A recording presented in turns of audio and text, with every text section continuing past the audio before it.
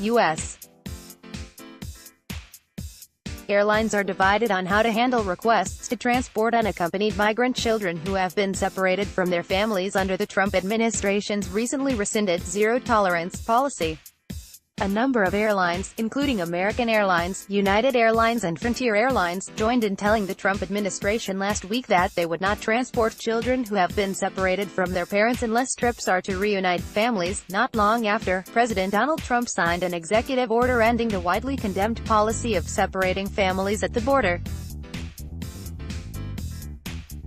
The Trump administration was also handed a tight deadline from the United States District Court for the Southern District of California, demanding that all separated children be reunited with their families by July 26. Still, airlines appear to be divided on whether to transport unaccompanied children at all, some airlines having pre-existing strict policies around the transport of unaccompanied minors, and others are still charging additional service fees to transport children traveling alone, which their families will likely have to cover.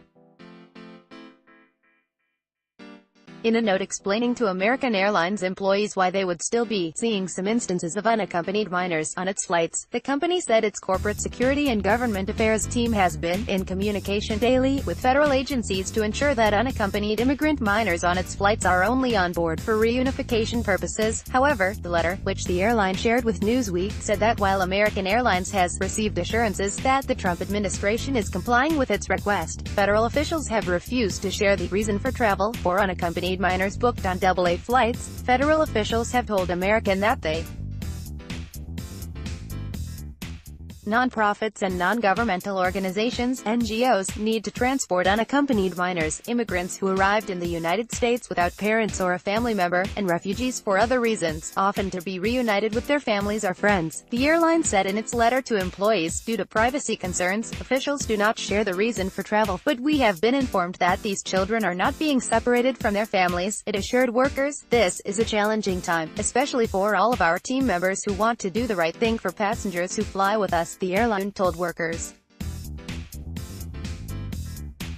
"But we have been assured that our request is being met," the letter continued, adding, "We are overwhelmed by the care and compassion you have shown." Additional charges for families. Delta Airlines did not respond to a request for comment from Newsweek, but the airline does operate an unaccompanied minor program, which costs $150 each way, in addition to the ticketed adult fare. The program is required for all children 5 to 14 years old and optional for children 15 to 17 traveling alone.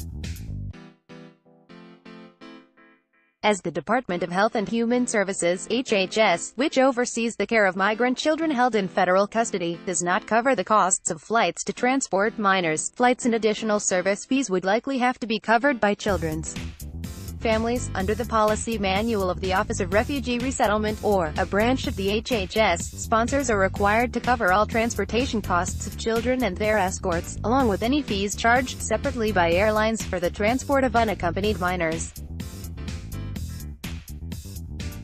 United Airlines, which also did not respond to a request for comment, offers a similar service to Delta's, also charging a fee of $150 for transporting unaccompanied minors. The airline requires that any child between the ages of 5 and 14 years old use the service, which includes escorting children on and off their flight, as well as providing flight attendant check-ins during travel. A Southwest Airlines spokesperson told Newsweek the company also allows for flights to be booked for unaccompanied minors under a pre-existing, well-established program for children ages 5 to 11 traveling without an accompanying passenger age 12 or older. If an agency or individual booked an unaccompanied minor, those young travelers would be accommodated under our existing program, the spokesperson said. Under the airline's program, which costs $50 a ticket, unaccompanied minors on its flights are checked in on by a flight attendant periodically, as duties allow, with children being escorted off the plane to meet their designated guardian. Diverging from other airlines, Allegiant Airlines has a strict policy barring the transport of unaccompanied minors on its flights, with spokesperson Krista Levy stating that the airline does not allow anyone under the age of 14 to travel unaccompanied.